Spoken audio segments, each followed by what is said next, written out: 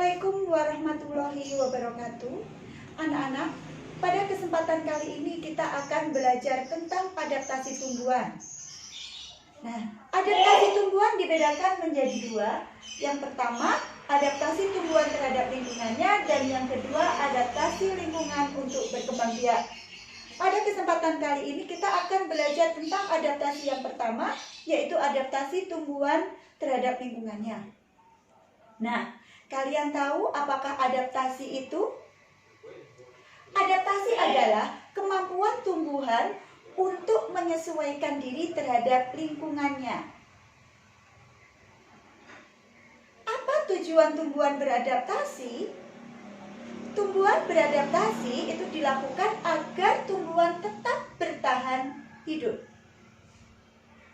Sedangkan tempat lingkungan hidup tumbuhan disebut habitat. Jadi habitat adalah lingkungan tempat hidup tumbuhan. Nah, habitat tiap jenis tumbuhan itu berbeda-beda. Nah, karena berbeda-beda itu, adaptasi tumbuhan dibedakan menjadi beberapa contoh.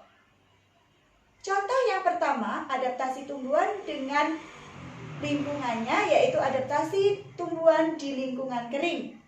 Tumbuhan yang hidup di lingkungan kering disebut xerofit. Nah, contoh tumbuhan yang hidup di lingkungan kering itu ada lidah buaya, pohon kurma, dan kaktus. Dari ketiga contoh itu kita dapat menyimpulkan ciri-ciri tumbuhan yang hidup di lingkungan kering. Yang pertama, memiliki batang tebal dan berisi banyak cadangan air. Yang kedua, daun berbentuk menjadi duri yang berfungsi untuk mengurangi penguapan. Yang ketiga, permukaan batangnya berlapis lilin juga untuk mengurangi penguapan. Dan yang terakhir, akarnya sangat panjang yang berguna untuk mencari sumber air. Berikutnya, adaptasi tumbuhan yang kedua itu adaptasi tumbuhan di lingkungan berkadar garam tinggi. Nah, tumbuhan yang hidup di lingkungan dengan kadar garam tinggi disebut helofit. Contoh lingkungan dengan kadar garam tinggi itu ada pantai, laut, maupun muara sungai. Nah, contoh tumbuhan helofit yaitu tumbuhan bakau. Nah, apakah ciri-ciri dari tumbuhan helofit? Ciri-cirinya yang pertama itu memiliki akar nafas. Akar nafas yang tumbuh ke atas permukaan air. Nah, tujuannya akar nafas itu untuk memperoleh oksigen. Yang kedua, memiliki daun kaku dan tebal. Fungsinya itu untuk mengurangi penguapan dan menyimpan air. Yang ketiga, bagian bawah daun terdapat kelenjar untuk mengeluarkan kelebihan garam. Contoh adaptasi tumbuhan yang ketiga yaitu adaptasi tumbuhan di lingkungan air yang biasa disebut tumbuhan hidrofit.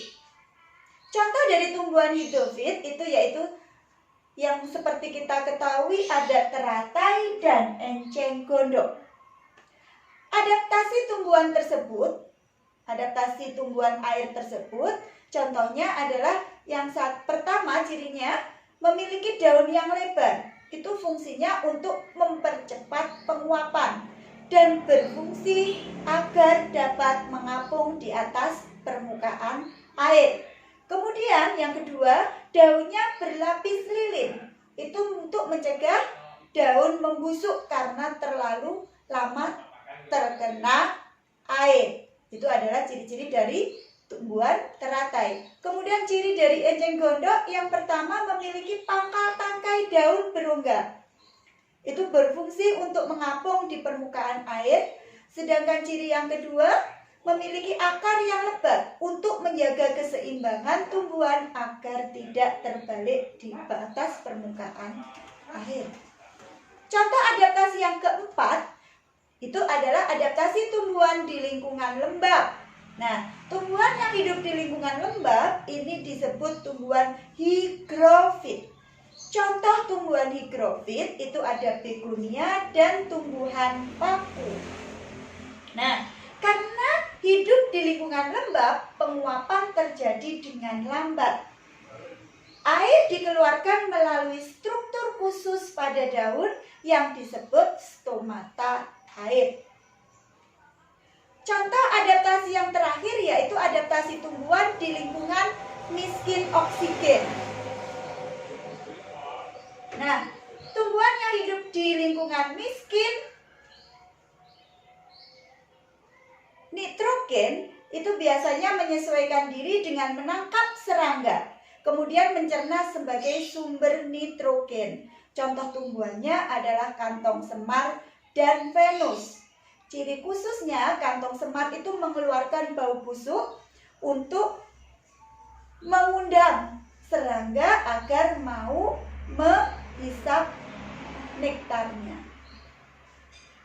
Demikian pembahasan kali ini, ada kurang lebihnya mohon maaf. Assalamualaikum warahmatullahi wabarakatuh.